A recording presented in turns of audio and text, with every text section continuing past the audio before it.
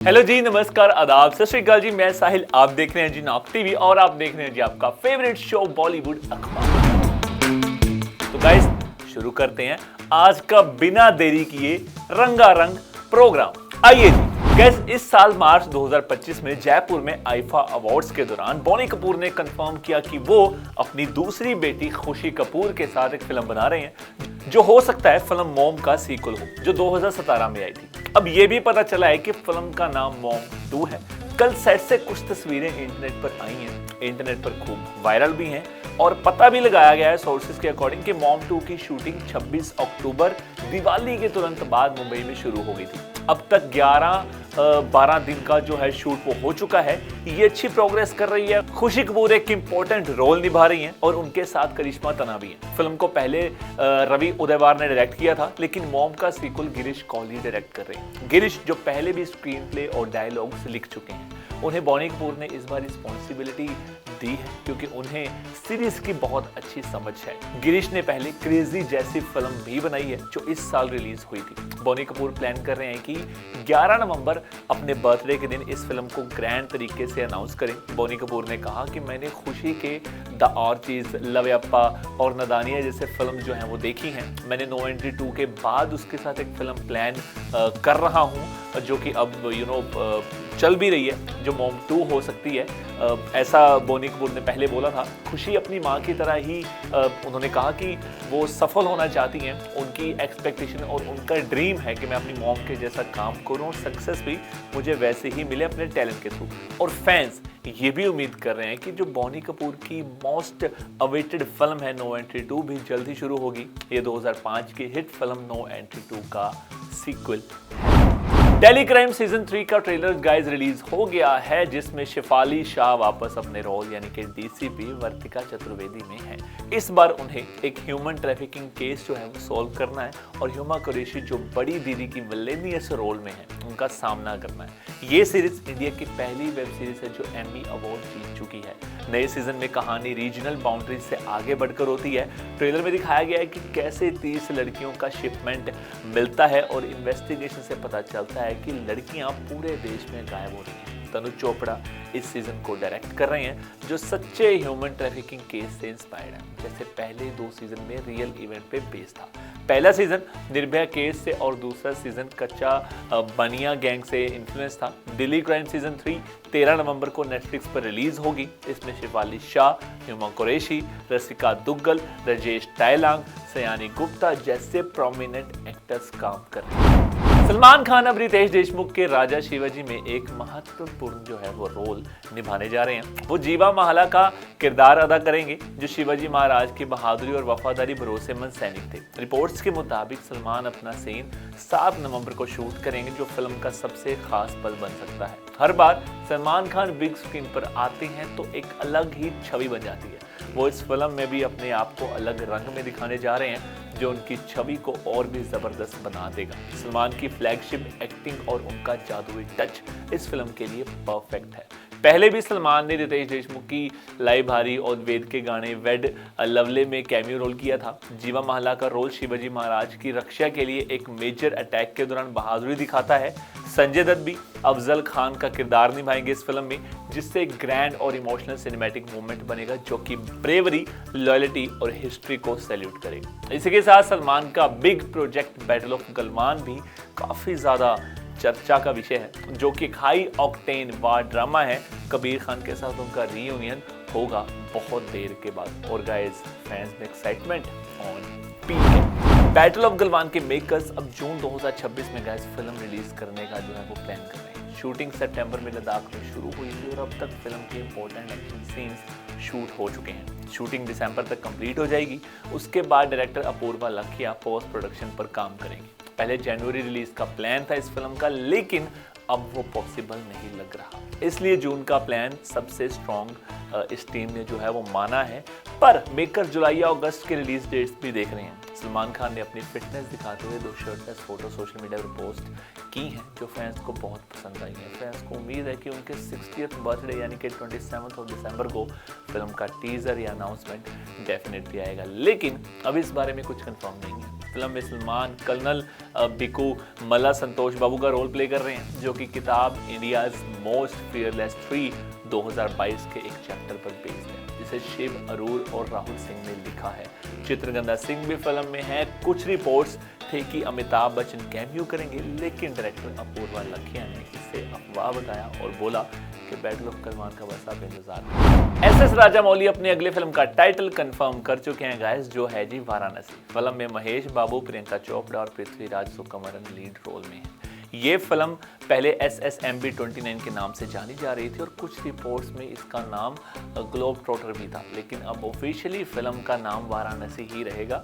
Sources के मुताबिक title rights किसी और के पास थे, लेकिन राजामौली की टीम ने उसे सिक्योर कर लिया।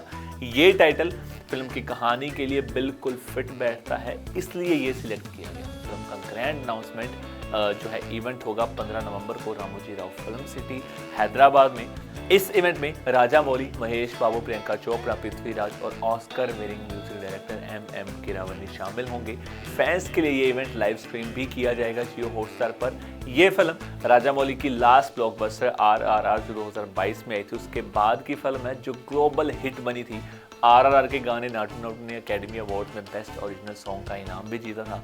इसी वजह से वाराणसी से भी हाई एक्सपेक्टेशन है, जो ना सिर्फ इंडिया और साउथ ईस्ट एशियन डियास्पोरा में पसंद आएगी, बल्कि ग्लोबल ऑडियंस को भी अट्रैक्ट।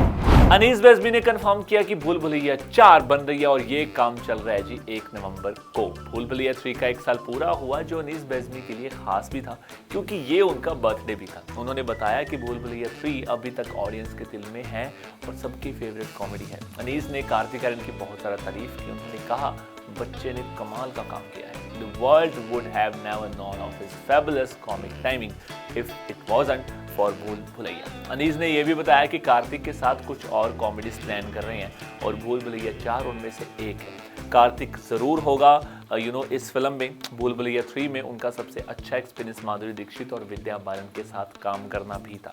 अनीस ने कहा कि दोनों लेजेंड्स बहुत पंक्चुअल, डिसिप्लिन और कंपेटिटिव होने के साथ साथ कोलैबोरेटिव भी थे। उन्होंने कहा, बहुत मजा आया। जब पूछा गया कि क्या भूल भुलैया 4 में माधुरी और विद्या दोबारा होंगी, तो अनीस ने कहा, हो सकता है या फिर कोई नई एक्ट्रेस भी हो सकती है जो फ्रेंचाइजी में पहली बार आएगी। अनीस बज़मी की बर्थडे विश ये है कि वो ऑडियंस को एंटरटेन करते रहें और लोगों को हंसाते रहें, क्योंकि ऐसे टाइम में ये सबसे बड़ा ब्लेसिंग है। तो गाइस अब बढ़ते आगे और बात करते हैं जी सेगमेंट 2 के बारे में और बताते हैं जी आपके फेवरेट आर्टिस्ट कहाँ स्पोर्ट्स। तो गाइस आज के सेगमेंट में बहुत कुछ स्पेशल है, बहुत कुछ खास है। बहुत सारे आपके फेवरेट आर्टिस्ट को हमने सपोर्ट किया है, कुछ इवेंट्स भी हुए हैं, आप जरा देखिए और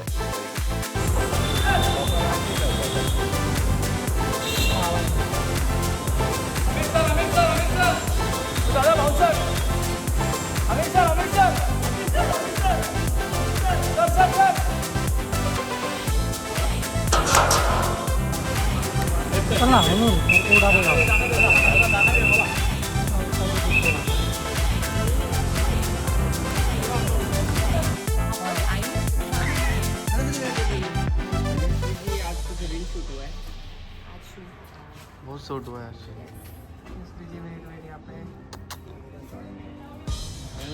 आपका गेम अच्छा लग रहा था राइजन कॉल और आपके फ्रेंड भी जीत गए।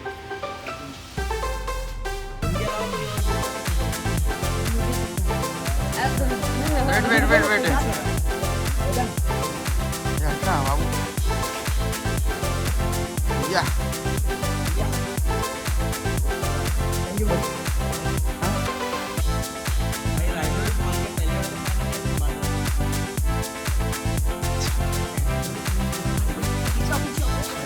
आराम से सबको मिलेगा, सबको मिलेगा।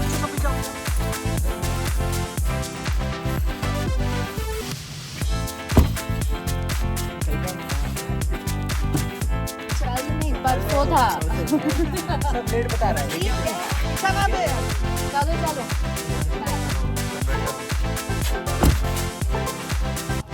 चलो कैसे हो मैम? बहुत बढ़िया।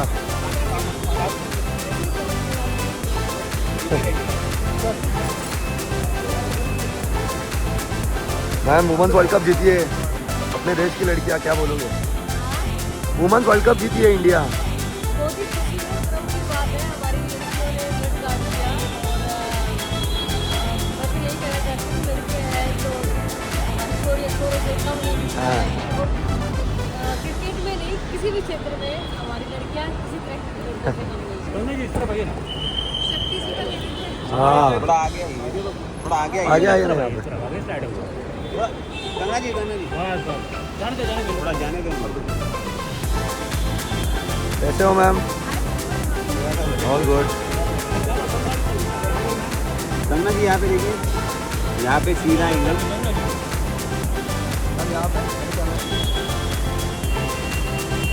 गंगा जी यहाँ पे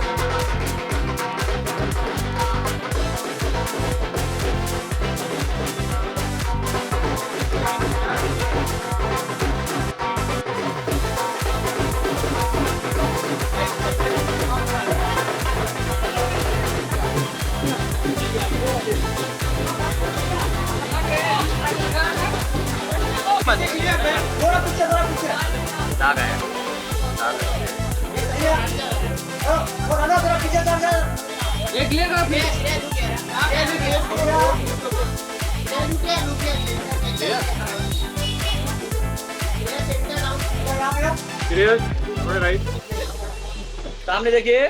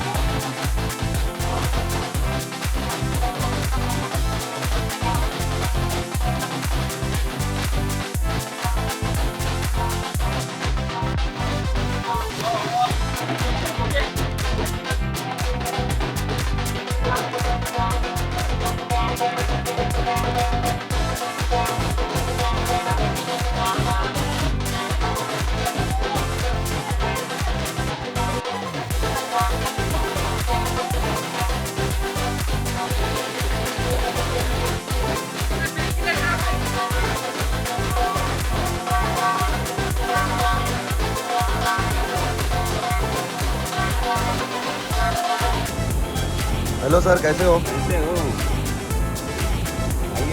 आइए आइए। Thank you sir, bye, have a nice day. Hello ma'am, good morning, कैसे हो? रुकिए रुकिए रुकिए, मैम रुक जाइए आप। यहाँ पे मैम, यहाँ पे देखिए, यहाँ पे देखिए, ये छोटे वाले फोन में देखिए, कैमरे में देखिए, यहाँ पे ma'am straight straight, ma'am straight, ma'am straight straight.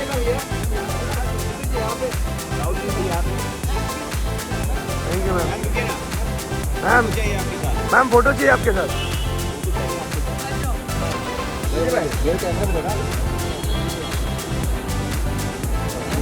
Thank you ma'am, bye, have a nice day.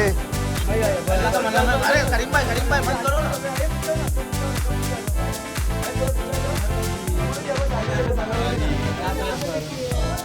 Ma'am यहाँ पे, मैम यहाँ पे तमन्ना ma'am, beautiful ma'am.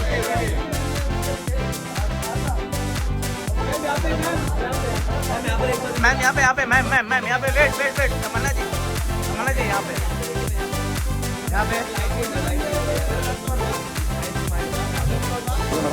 Hello ma'am, good morning, कैसे हो?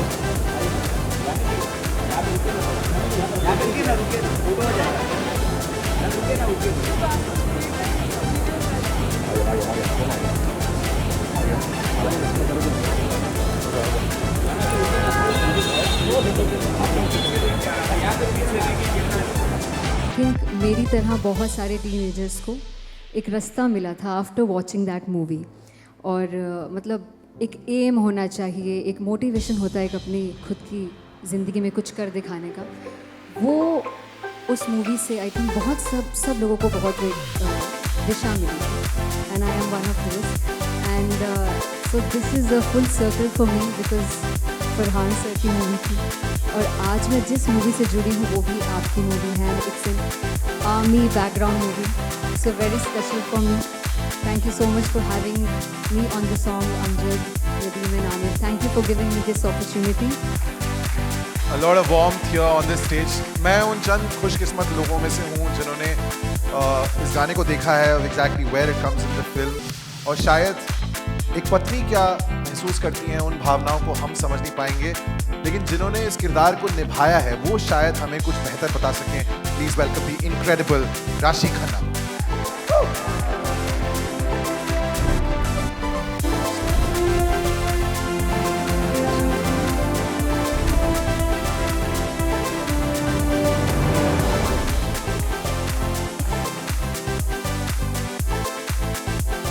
Nervous?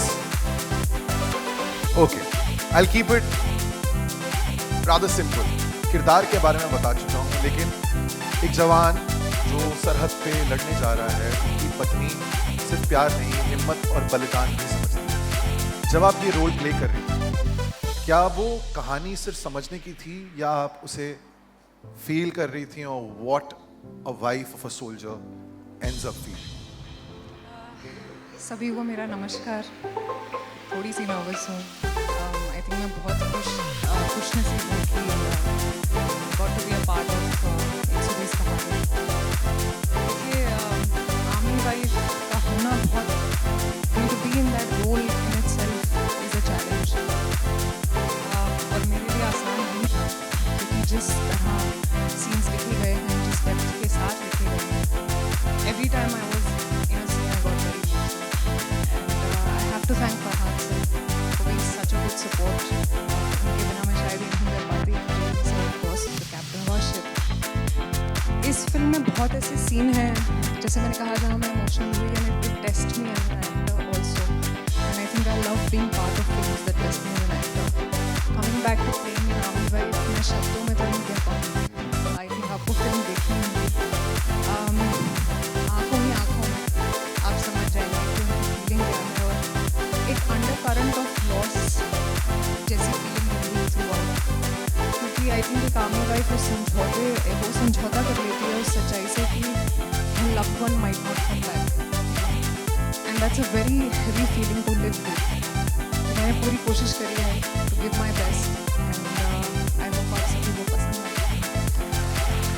Thank you. My father was in the army, and my brother, when I became a filmmaker, told me the story.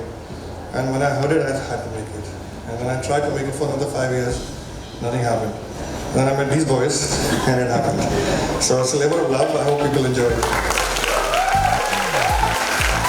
Ritesh, Excel Entertainment, our favorite. Some of the most iconic stories that have lived in cinematic space. Each one redefining what cinema feels and sounds like. लेकिन ये कहानी, it's about truth, it's about valor, it's about bravery. लेकिन वो जो real है, वो जो सच है, how you manage to make it as truthful when it comes to the real space? Very good. I think it is a bit delicate, right? When you're trying to fix कहानी के जो real है and you're trying to bring it to a cinematic experience. So I think cinema has its own rhythm, its own structure. So I think it becomes delicate, but then you have such fine writers like Rajiv and Sumit who did the dialogues. And then you have Lazy, the captain of the ship. So I think it's turned out well. I think what we've managed to do is keeping that story authentic, because it was actually a story about the courage, the emotion about what these 120 gentlemen did when they went into knowing that they were actually walking into the dead. So I think it is very delicate, and all of them together have managed to bring it to life and kept it engaging, because the cinema has to have an immersive and engaging experience. And I think we managed, and hopefully it will resonate. I think I can speak for everyone here in this place that हमने teaser देखा. We started off with goosebumps.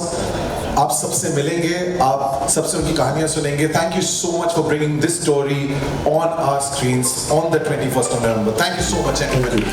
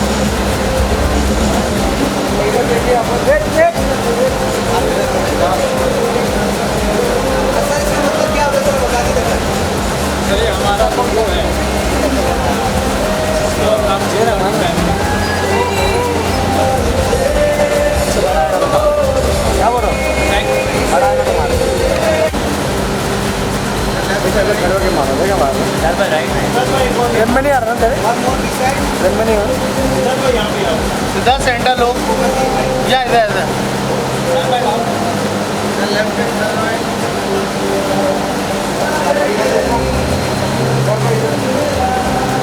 Thank you so much आपको भाई. My moms 50th birthday. बहुत बड़ा दिन है. Thank you for coming. आगे जाइएगा भाई. कौन आ रहा है? आ रहे आगे सब आ रहे. नहीं मॉम के साथ भी करते हैं. हाँ मॉम को भी लेके आता हूँ. उनके लिए बड़ा सरप्राइज प्लान किया हुआ. सबको आने दीजिए, उसके बाद उनकी एंट्री होगी. सब देखे आएंगे ना. एक लेके आ रहा है, एक सेटअप करना है. अभी तक जाएगा लेने और मैं अभी यहाँ पे थैंक यू बच्चे हैं ना, तो आप लोगों को thank you so much. Thank you सारे गेस्ट को.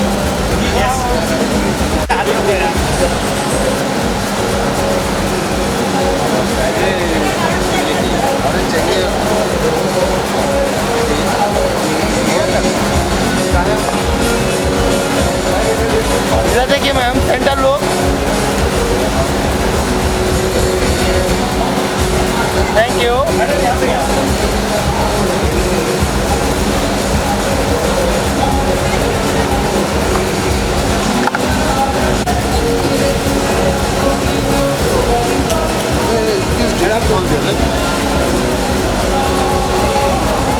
यहाँ से स्टार्ट कीजिए.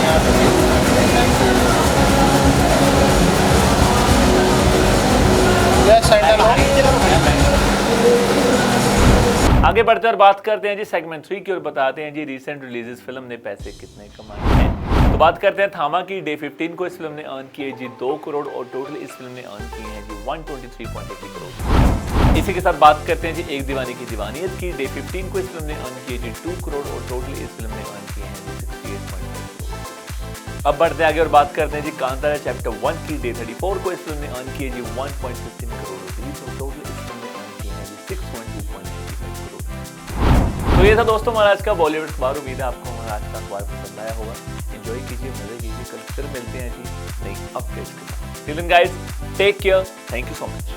ਮਾਂ ਪਿਓ ਬਣਨ ਨੂੰ ਤਰਸਦੇ ਜਿਹੜੇ ਹੁਣ ਕਿਲਕਾਰੀਆਂ ਗੂੰਜਣਗੀਆਂ ਉਹਨਾਂ ਦੇ ਵਿਹੜੇ. ਕਿਉਂਕਿ IVF ਹੁਣ ਹੈ ਸੇਫ, ਅਫੋਰਡੇਬਲ ਐਂਡ ਰਿਲਾਇਬਲ. ਜੀ ਹਾਂ, ਤੁਹਾਡੀ ਆਸ ਤੇ ਸਾਡਾ ਵਿਸ਼ਵਾਸ ਜ਼ਰੂਰ ਪੂਰਾ ਹੋਵੇਗਾ. 20 ਸਾਲਾਂ ਦੇ ਤਜਰਬੇ ਅਤੇ 10,000 ਤੋਂ ਵੱਧ ਜੋੜਿਆਂ ਦੇ ਸੁਪਨੇ ਸਾਕਾਰ ਕਰਨ ਵਾਲੇ ਜਲੰਧਰ ਦੇ best IVF specialist doctor Sarabjit Singh. ਬਸ ਟਿਕਟ ਟੂ ਇੰਡੀਆ ਕਰਾਓ, ਮਾਪੇ ਬਣਨ ਦੀਆਂ ਖੁਸ਼ੀਆਂ ਲੈ ਆਓ. ਹੁਣੇ ਕੰਸਲਟ ਕਰੋ ਡਾਕਟਰ ਸਰਬਜੀਤ ਸਿੰਘ ਦੇ ਨਾਲ. ਦਿੱਤੇ ਗਏ ਨੰਬਰ ਤੇ ਕਾਲ ਕਰੋ ਜਾਂ ਵੈਬਸਾਈਟ ਵਿਜ਼ਿਟ ਕਰੋ.